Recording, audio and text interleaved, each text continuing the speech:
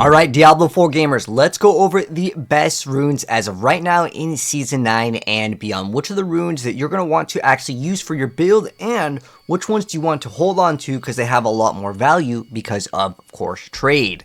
So this is going to come down to pretty much what is popular in the meta in the game. What is the highest tier in the pit a build can actually push, and what runes are they running, and what are the mythic uniques that they are playing in order to achieve those results. It comes down to several different runes. Some of them have value simply for crafting, and some of them will again be good because you actually want to use them. So I'm going to break it down for you guys and go over like the top tier of runes. So I'm going to start off the video by going over the main ones that you want to look for, specifically due to the value that they hold via trade. So for starters, the Yugioh rune is going to be valuable for crafting the Heir of Perdition. That is the helmet that's going to give you extra crit, lucky hit chance, and the bonus to core skills. Now, this one right now, keep in mind, the prices can fluctuate, and just so you guys can get an idea, we're using Diablo.trade for this, but you can visit any trade website and they're going to be relatively the same. What we're looking at, by the way, is the completed listings over here, but Yugioh is still a pretty decent rune on its own, even without specifically the crafting price, and the reason why is you get the source versus teleport, which lets you kind of zip by really fast, so that one actually is good for two reasons.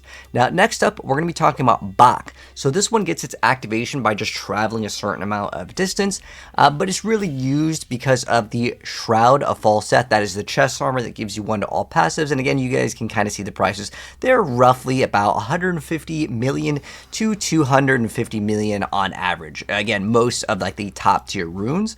And then also Ohm is really good for the Ring of the Starless Skies, and also grants one of the best damage multipliers in the rune category, which is the Barbarian's Warcry, which gives you a multiplier of 15x over here for 6 seconds. So again, the runes are pretty much the same around the price point. Again, prices fluctuate, keep that in mind, and also look at the date of this video, because sometimes when there's an event, like right now there's a brand new goblin event and it's actually giving us a lot more runes, so the price of runes should in theory go down, but we're also getting more gold, so take that into consideration as well. And then lastly, one of the most popular ones is the Yugioh, which is going to reduce the cooldowns. This one really doesn't see too much play for like its actual use, but it's really valuable because it can craft the Harlequin. So those are the main reasons why these ones actually have value here, but some of them were actually good, as we kind of talked about. Now I want to go into basically the runes that are actually good to use for the actual effect, even though like ones like the Yugioh, Bach, and Ohm all have some sort of play, where Yugioh is kind of, again, the only one in that category that doesn't see play.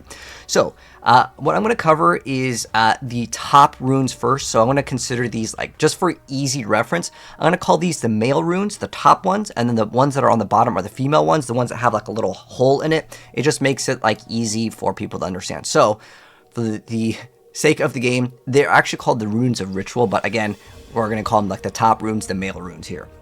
So, starting right off, one of the really good ones to get is called Ahu. So, the reason why this one is really good is it's just gain an offering on lucky hit chance. A lot of people will run Ahu and Cax in combination. That's like the most popular one at the moment for majority of builds. It just, again, gives you the ability to gain a huge amount of offering, and then Cax spends all of it, and then you get like a huge damage bonus for a short duration. But Ahu is one of the top tier ones in the top category. And then also another fantastic one for a lot of different builds is Igni. How it works is it stores an offering every 0.3 seconds, and then when you use a non-basic skill, it's going to spend those offerings, and it actually charges up quite fast. Remember, it's 0.3 seconds. You really don't need to monitor it unless you need to hit a very specific number. This is only common when you're using specifically like the Vex, where you need to get that skill to be able to absorb a certain amount of offering in order for it to register and give you the highest amount, which is the +3 skills. So keep that in mind. I would not recommend Igni and the Vex rune. Vex is another popular one that's really good as well, but just to note that, because I think it is important because it's in a lot of builds. And then also over here in the legendary category, the Yugioh rune is pretty good as well. It's just casting any skill with a cooldown on any piano based skills. This one is actually a very powerful one as well. because again, you're just spamming things. A lot of builds can get enough cooldown reduction to keep on spamming some skills. Now, if you are running any builds that can make use out of a pet, the Naga rune is excellent because you gain 100 offering, and that can grant you a huge amount. So it says maintain at least one active summon for 5 seconds, gaining offering for each up to 6 summons. So this is the easiest one if you are able to maintain those minions. This is a no-brainer. This is an absolute god S tier one. This is one of the best ones actually in the entire game. A lot of things can be looped infinitely, and there's no like button management at all. As long as you have a build that can, again, run it, it's pretty important. And then next up over here, Neo is actually one of my favorites, but it does have kind of some explanations. So it says avoid health damage while fighting for 2 seconds. There are some bugs with this. Sometimes it doesn't always register properly, but they have been kind of ironing out this as time goes on. So it should pretty much work most of the time now. So as long as you're a build that can either generate barrier with the new seasonal powers, there's always new season powers that give you barrier. Neo is going to be one of the top tier ones early on because the legendary ones, they're a little bit stingy with the drop rate earlier on until you get to like, you know, Tormented 4 and you're doing some of the layer bosses, right? But Neo is one of the most powerful ones early on because it just gives you 200 offering as long as you have barrier. So specifically on the sorceress, you can maintain that barrier. Like right now I'm playing a rogue build and we can maintain like max barrier as well as long as we are attacking. So keep that in mind with certain builds. Sometimes you need to attack to get the barrier, or every X amount of seconds.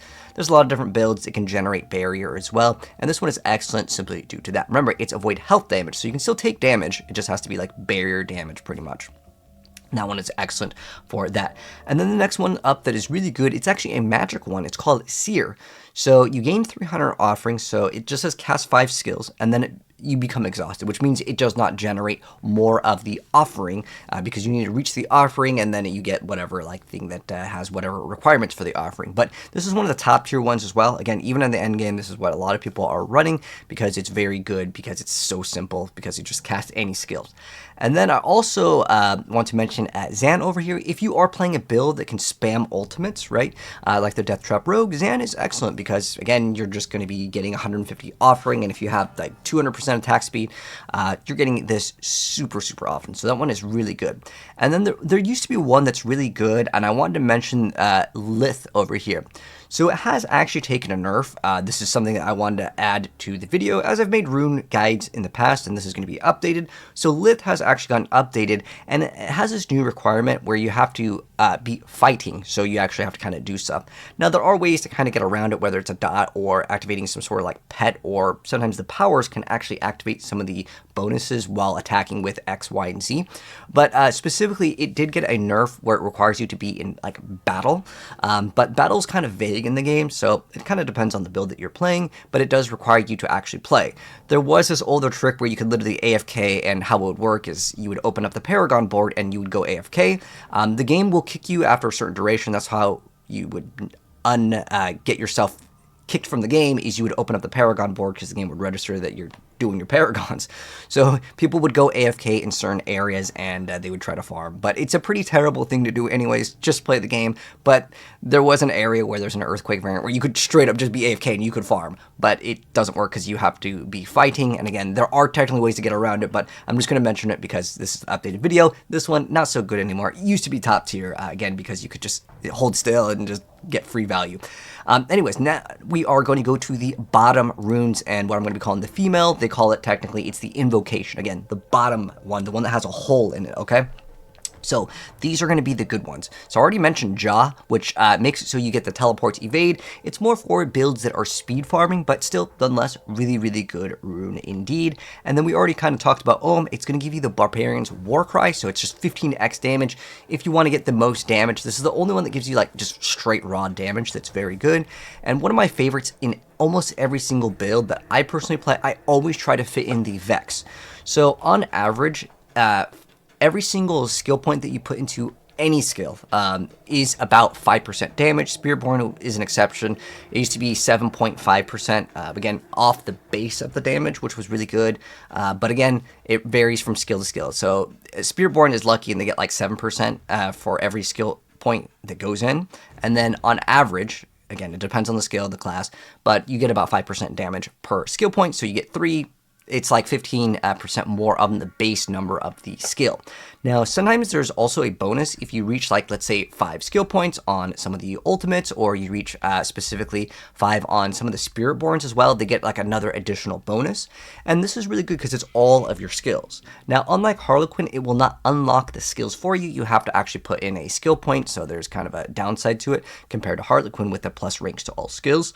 But this one is really good because even though a lot of people only care about damage, you're not only getting damage, but all of like your defensive things, all the cooldown, all the things with the ultimates.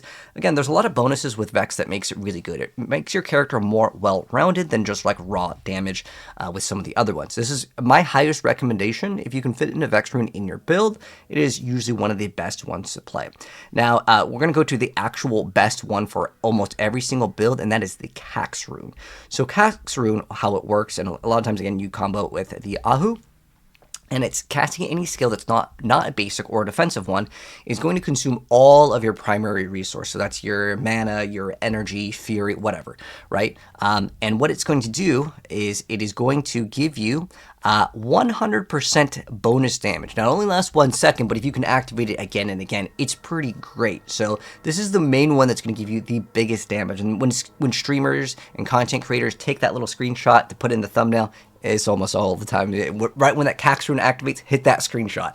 That's one of the best DPS boosts just for temporary. But again, this one is going to require your build to at least be somewhat good. There's a lot more consistent ones that are going to be much better. And remember, it is going to consume all your resources, so you will have to rebuild it up. You could do like Lucky Hit, chance to restore primary resource, because sometimes this can mess up your build because you don't have the ability to regain your resources. So that's actually very important to note with specifically that rune. Now, next up, some of the other ones that have been seeing a lot more play in more recent times. This one over here, Set, is actually a really good rune as well, and this is the one where it summons wolves. So these wolves will actually chill, which activates a crowd control, so it's going to slow down the enemies, and a lot of builds will have like bonus damage to chilled or crowd controlled enemies. So this is a great one just for that alone, but it also applies vulnerable. A lot of builds, specifically like on the sorceress, you need a good source of vulnerability, so Set is an excellent one. I can highly recommend it, especially on the earlier stages of the game, to have the easy source of vulnerability. The next one up I really like earlier on in the game is Gar. So what Gar does is it gives you the ability to gain critical strike chance for 5 seconds, and you get 25 crit with just this one rune. And the requirements of 25 offering is like nothing. So it's very easy to basically slap this on early game, 25% crit. It's really great. And then eventually you can swap off of it once you get your crit with maybe like a Ring of Starless Skies or something, and you get like really good GA gear with maybe crit. It makes things much easier, again, in the earlier stage to activate that crit. And then also Zek can be very, very valuable as well.